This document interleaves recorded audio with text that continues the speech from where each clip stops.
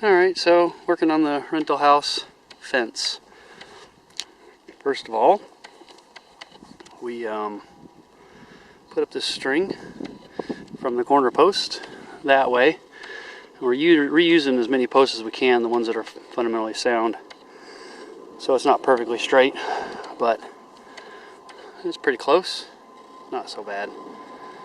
Anyway, we dug some holes to replace the old posts. Good solid 2 foot down there. This is an 8 foot post. So these on the hill are a little bit deeper because they slant down.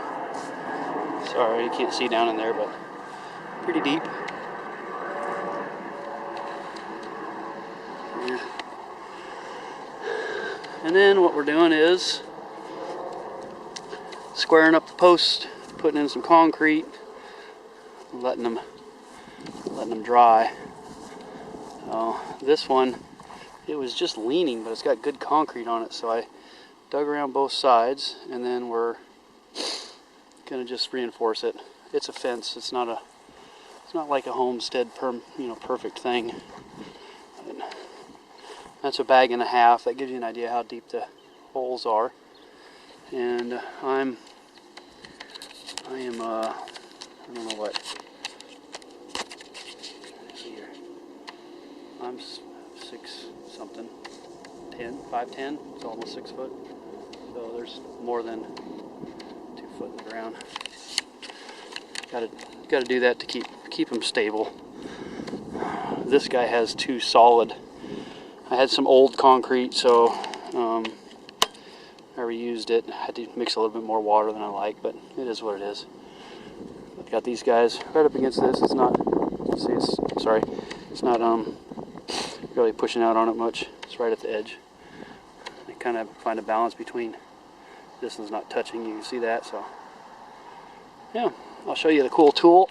I used to have another one with a magnet in it, but I lost it. I think the magnet fell out and I got mad and threw it away.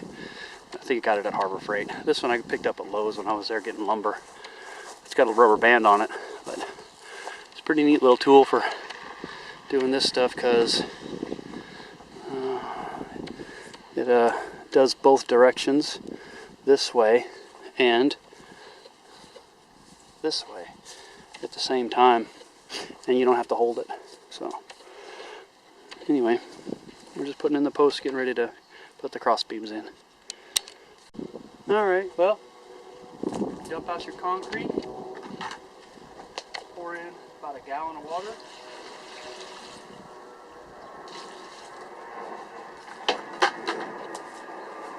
Mix it.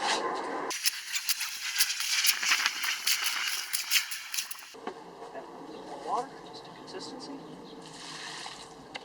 It only takes a little bit.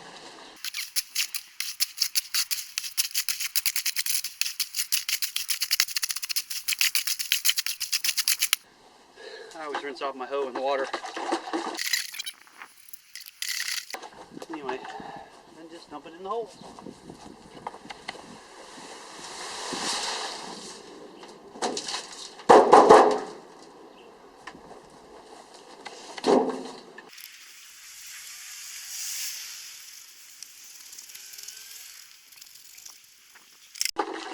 I use the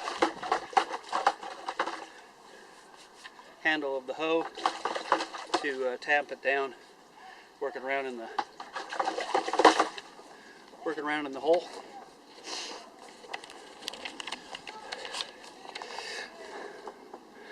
As you can see the little holes tamped down, but it works it all around, and this thing is locked solid in there now. It's like you wiggle it and it's pretty solid. Check your level one more time and we're good to go. Well, as usual, I forgot to record what I was doing before I did it, but that's okay because this is just a section. So it actually ended up pretty nicely. I'll go around the back side. You see, we're just nailing to the outside of the board, so it makes a complete solid look on the other side. You'll see. Super easy. Oh, yep. Go over there and walk backwards. maybe. Yeah. So, I'm not sure if I'm going to cut a piece for that little gap right there. It's about 3/4 of an inch, so I might leave that, but, oops, there you go. Makes for a solid fence. Next thing is we'll finish the other line, and then we'll come back and cut these in a straight line across the top. These we can cut with a string level and set a nice straight line because it's level, or relatively level. And then there's the rest. You can look down there and see the fence line is a little crooked where the old poles were. I don't know why they can't draw a straight line, but I reused most of them, so it is what it is. I don't know what to say. Now on this corner piece, we put a staple in here. They're already stapled here on the 2x4s, and we stapled them here, and then on the 2x4s. So it makes for a nice tight corner. But yeah, next thing is to bring out some more boards and start laying this fence out. This line. All right, so just to give you an idea of what I'm doing here is kind of lining the board up top to bottom like so.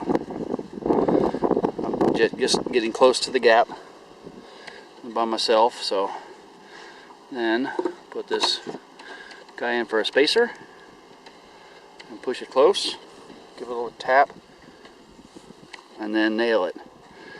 All right, when I put the nail in here, I'm using this nail to line up, so that keeps me centered, and then on this nail I center it here, so it keeps the line somewhat straight and clean of the nails. Well, eventually it'll get painted, but yeah. Then every 5th board, so these are stacks of 5 right here, every 5th board, throw the level up on it, check where we're at, so I can make fine adjustments, you know, loose on top, tight on bottom, whatever, with the screwdriver spacer to keep them nice and straight up and down. And then you can see the different levels there. We'll do a chalk line and cut them straight. And again, I don't mind setting them in the dirt or in the grass, because first of all, the grass is kind of tall, so when it goes away, it's gonna have a small gap underneath, but over in a lot of spots there, the dirt came up against it anyway, so whether there's a 1/2 inch of gap down there or not. I was going to lay one of the fence boards down to get a gap, but it almost doesn't matter. These are stained, so we'll see how long it lasts. Probably for a long time.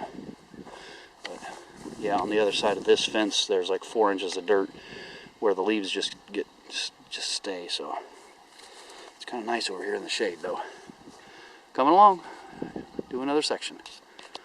All right, well, we trimmed up the back, and I started on the side, and my battery ran out on the saw, so I'll give you a front view here in just a second. Now, so what I did is I measured the lowest board from the cross beam, and then I just did a mark all the way down. So here's our lowest board. I think it's 8 inches up. You know, it gave me a little 1/2 inch. There's the cross beam. And then just drew that line. Ran out of battery, but it's right there. I'm gonna have to hand trim this one. Got one nail in it. I'll come back and put a nail in right there, hold it. But then this guy, got it all trimmed up nice and straight. Same process. Almost there. Well, the only thing I think I have left to do is maybe trim the posts. I think I'm going to leave that post there. I think I'll leave that guy there as long as it is. But the ones in the middle, you see I trimmed all the top. Not perfectly straight, but it's pretty darn close. Anyway, I opted for a different length here because if I'd have cut this one down that low, it would have been a low fence on the side. Over here, you would have been able to really see in the backyard a little bit easier. But these center posts, I think I'm going to trim those guys because they stick up just a little bit. If they stuck up a little more, like maybe the height of that fence. I might have left them just for like stringing lights or something up on them. You know, maybe somebody wants the backyard lit up a little bit. But it's only that one and this one right down here. Where's that? Yeah, there it is. It's just barely sticking up. And then this one I'll go ahead and trim too. So I need a bit different saw, but this turned out all right. Kind of blended together. So next step for the fence in total is to, I've already removed all the bad pickets. Build some new pickets, power wash and paint. This is going to be white. I'm going to leave this stained, but maybe in a year or so when the stain's faded, I might go back with white, or I might just stain it again. Try not to give the neighborhood graffiti artists something to write on, but I don't know if they care if it's stained or not. So anyway, that's the fence. That's what it looks like down the way. And let's see if I zoom up. Yep. Worked out nice.